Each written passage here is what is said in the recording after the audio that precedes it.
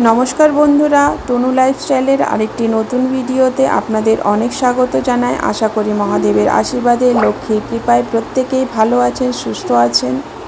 আজকের ভিডিওতে আমি জানাবো যে আপনারা যেখানে চালের পাত্র বা চালের কৌটো বা চালের ড্রাম রাখেন, সেই চালের মধ্যে এই দুটি জিনিস যদি রাখেন তাহলে আপনাদের কোনো দিনই অর্থের অভাব হবে না, সুখ সমৃদ্ধি সবসময় থাকবে, মা লক্ষ্মীর কৃপাদৃষ্টি আপনাদের ওপর থাকবে।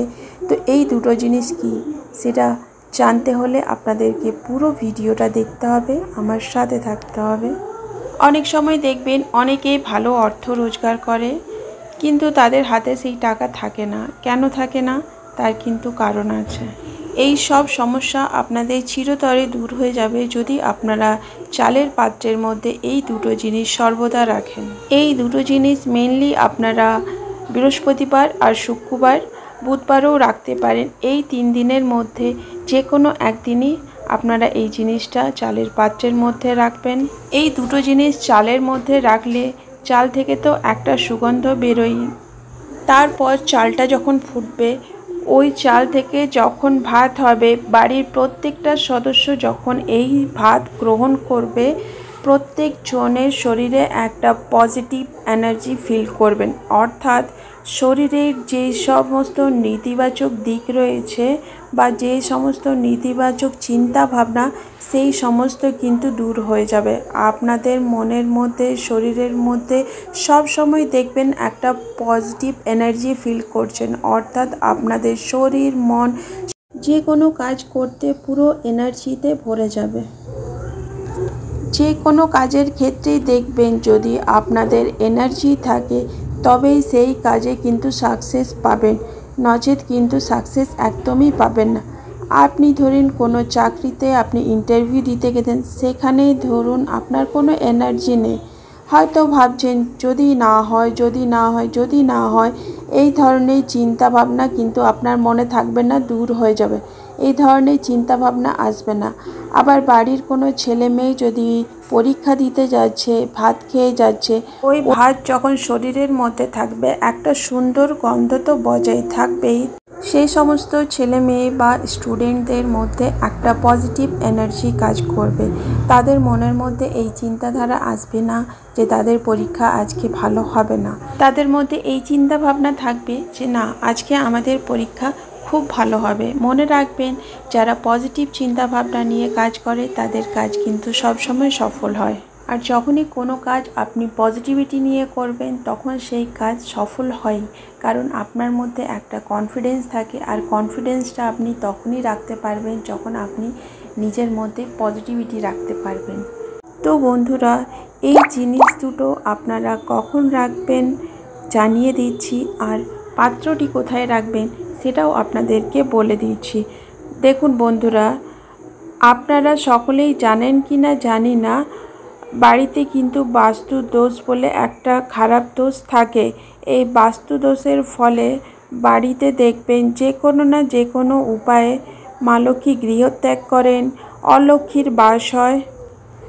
তো এটা যখনই হবে তখনই দেখবেন বাড়ির কেউ না কেউ অসুস্থতে ভুগছে, বাড়ির ছেলে মেয়ের পড়াশোনা হচ্ছে না, বাড়িতে চাকরিতে কারোর উন্নতি হচ্ছে না, বা বাড়ির প্রত্যেকটা সদস্যের মধ্যে সম্পর্ক খারাপ হয়ে যাচ্ছে।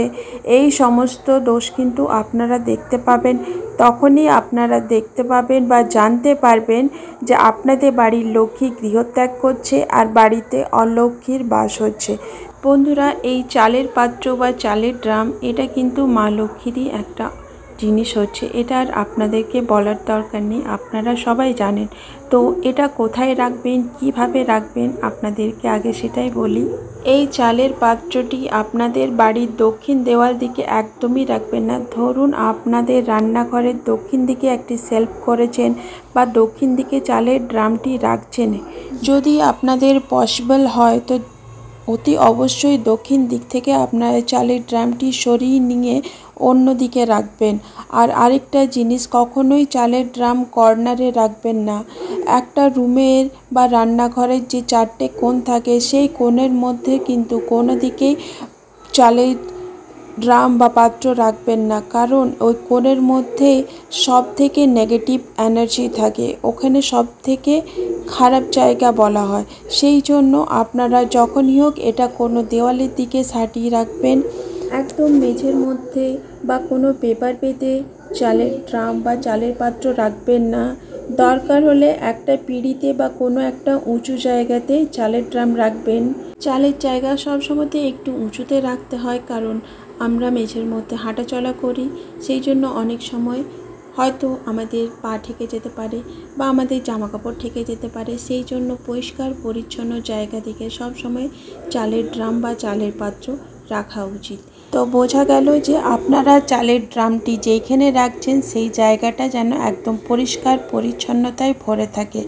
অর্থাৎ বাড়ি যদি বাস্তুসম্মত না হয়ে থাকে, মানে যে বাড়ি বানানো হয়েছে সেই বাড়ি বাস্তুসম্মত নয়, মানে রান্নাঘর ঠিক জায়গায় নেই, বাথরুম ঠিক জায়গায় নেই, দরজাটা জানলা ঠিক জায়গাতে নেই, তার ফলেও কিন্তু আপনাদের যার যেমন বাড়ি হোক, আপনারা বাড়ি যদি পরিষ্কার পরিচ্ছন্ন রাখেন তাহলে কিন্তু আপনাদের বাড়ির বাস্তু দোষ চিরতরে অনেকটাই কমে যাবে। অর্থাৎ 100% থেকে 75% দোষ কিন্তু কেটে যাবে।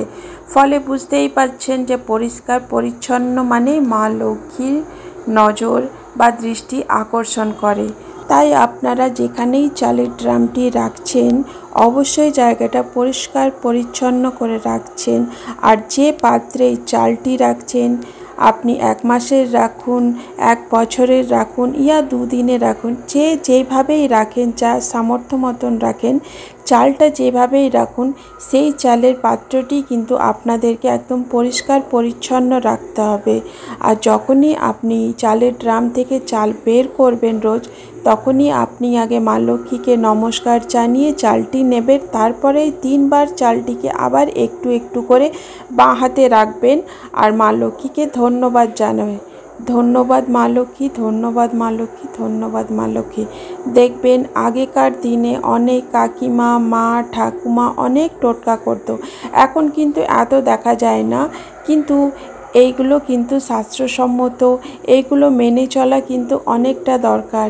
এখন হয়তো অনেকেই এগুলো মানতে চায় না, আবার অনেকেই মানেন, যেটা যার নিজের মনের কথা। কিন্তু যারা মানেন তাদেরকে বলবো আপনাদের জীবনে এই জিনিসটা আপনারা অ্যাড করুন। দেখুন আপনাদের সুখ সমৃদ্ধি, মা লক্ষ্মীর দৃষ্টি কৃপা সর্বদা আপনাদের মধ্যে বিরাজমান থাকবে। সব সময় আপনাদের ঘর ধনের সম্পত্তিতে ভরে থাকবে। তো এবার আপনাদেরকে বলি যে আপনারা ওই চালের পাত্রে 2টি জিনিস কি রাখবেন। এই 2টি জিনিস হলো, প্রথমটা হচ্ছে লবঙ্গ।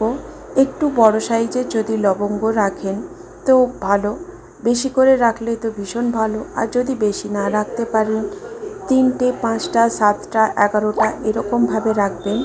আর আরেকটা জিনিস হচ্ছে দারচিনি। এখানেও যদি আপনি বড় সাইজের যে একটা প্যাঁচানো প্যাঁচানো দারচিনি বড় মতন পাওয়া যায় সেটা রাখেন তো খুব ভালো। সেটা যদি আপনি না পান তাহলে আপনি একটা ছোট সাইজেরই দারচিনি রাখুন, তাতেও আপনার কাজে দেবে। তবে অবশ্যই সেটা পরিষ্কার পরিচ্ছন্ন করে আপনাদেরকে রাখতে হবে। 3 মাস অন্তর অন্তর আপনাদেরকে এই লবঙ্গ আর দারচিনি পাল্টে ফেলতে হবে। তো এই 2টো জিনিস আপনারা আপনাদের চালের পাত্রের মধ্যে অবশ্যই যুক্ত করবেন। দেখবেন মা লক্ষ্মীর দৃষ্টি, মা লক্ষ্মীর আশীর্বাদ আপনাদের ওপর সব সময় বিরাজমান থাকবে। সব সময় আপনাদের মধ্যে একটা পজিটিভ এনার্জি কাজ করবে। প্রত্যেক কাজে আপনারা সফল হবেন। আর আপনারা যখনই কোনো কাজে বেরোবেন, যখনই কিছু করবেন, সব সময় মা লক্ষ্মীর দৃষ্টি আপনাদের ওপর সর্বদা বিরাজমান থাকবে।